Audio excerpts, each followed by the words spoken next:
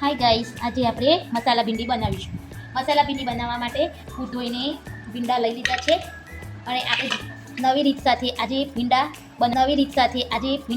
બનાવીશું અને તેમાં મસાલો નવી રીતનો ભરીશું. ચાલો આપણે મસાલા ભીંડી બનાવવા માટે બે સાઈડથી કટ કરી દેવાના છે અને આ રીતે વચ્ચે પણ કટ કરી દેવાના છે. આ રીતના પીસ આપણે કરવાના છે. ભીંડા મેં અહીંયા કટ કરીને આ રીતના કટ કરી દીધા છે અને હવે આ કટને આપણે વચ્ચેથી પણ કટ કરી દઈશું. આ રીતે તેને કટ કરવાના છે. એમ એક કટ કરીને આપણે બધા ભીંડા કટ કરીશું અને તેમાં મસાલો ભરીશું. બધા જ કટ કરીને આવી રીતે મેં રાખી દીધા છે. હવે આપણે મસાલો બનાવીશું. અહીંયા મેં સિંગદાણા લીધા છે, મરચું લીધું છે, હળદી પાવડર લીધું છે, ધાણા જીરું પાવડર અને થોડી હિંગ લીધી છે.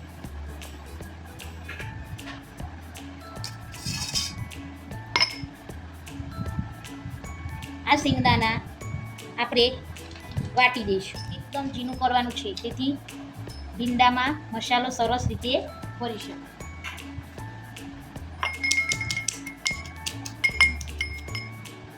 હવે આ સિંગદાણા આપણા વટાઈ ગયા છે.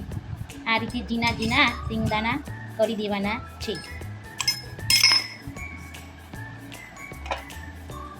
અહીંયા મેં 2 ચમચી જેટલું તેલ લીધું છે.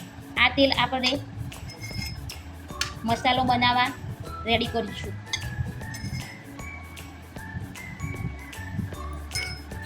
અને આ જે ઝીણા ઝીણા વાટેલા સિંગદાણા છે તે આપણે તેલમાં નાખી દઈશું. આ રીતે તેલમાં નાખીને તેને મસાલો અહીંયા મેં આ મરચું લીધું, એ મરચું નાખીશું.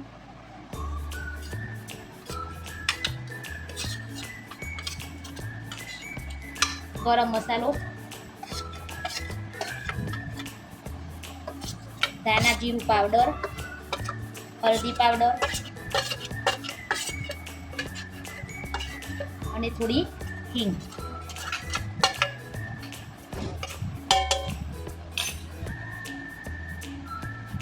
અને થોડું મીઠું નાખીશું.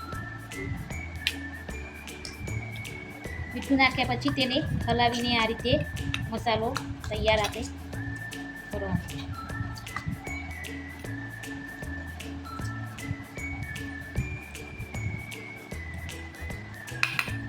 આ ભીંડામાં આપણે એક ભરી દઈશું. આ ભીંડા આપણે આ રીતે ચીરા પાડ્યા હતા તેની અંદર આ મસાલો આપણે આ રીતે ભરવાનો છે અને તેને હાથ વડે જ ભરવાનો છે.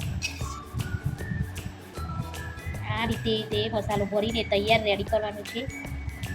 અંદર મસાલો બધો પૂરાઈ જાય એ રીતે મસાલો ભરવાનો છે અને આમ દબાવીને આ રીતે ભીંડો તૈયાર કરવાનો. હવે આ ભીંડા ભરાઈ ગયા છે આપણા અને તેને ફ્રાય કરીશું.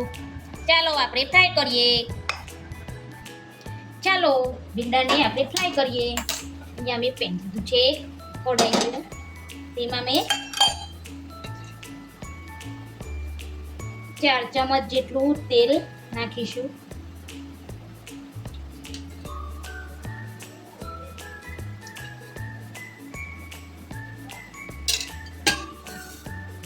તેલ ગરમ થઈ જાય ત્યાં સુધી આપણે ભીંડા રેડી તૈયાર કરેલા છે. હવે આપણે રાઈ નાખીશું. 1 ચમચ જીરું નાખીશું. જીરું અને રાઈ સતરી જાય ત્યાં સુધી હલાતા રહીશું કરીને ચટકો સતરી જાય. રાઈ અને જીરું સતરી ગયું છે અને હવે થોડી હિંગ નાખીશું. જો તમારી પાસે મેગી મસાલો હોય તો પણ નાખી શકો છો. હું અહીંયા ગરમ મસાલો એડ કર્યો છે. આ ભીંડા અંદર અને ધીમા તાપે ચડી ગેસ થોડો ધીમો કરી દેવાનો, જેથી કરી જે મસાલો કરે છે આપણે તે મસાલો બળી જાય અને આ રીતે થોડી થોડી વારે હલાવતા રહીશું.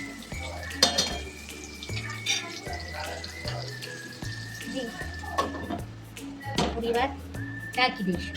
5-10 મિનિટ સુધી આપણે તેને ઢાંકેલું રાખીશું. હવે આ ભીંડા આપણે જોઈ લઈશું. ચલો, કેવું સરસ અને ચડી ગયું છે અને સરસ મસાલા ભીંડી તૈયાર છે આપણી. હવે તેની ઉપર આપણે થોડા ધાણા એડ કરીશું. સરસ ટેસ્ટી અને ખૂબ જ સિમ્પલ મસાલામાં તૈયાર થયેલી આ ભીંડી બાળકોને પણ સરસ લાગે છે. તમે એકવાર બનાવીને ખાઈ લેશો તો સરસ વારંવાર તમે બનાવશો. એવી આ મસાલા ભીંડી આપણી તૈયાર છે.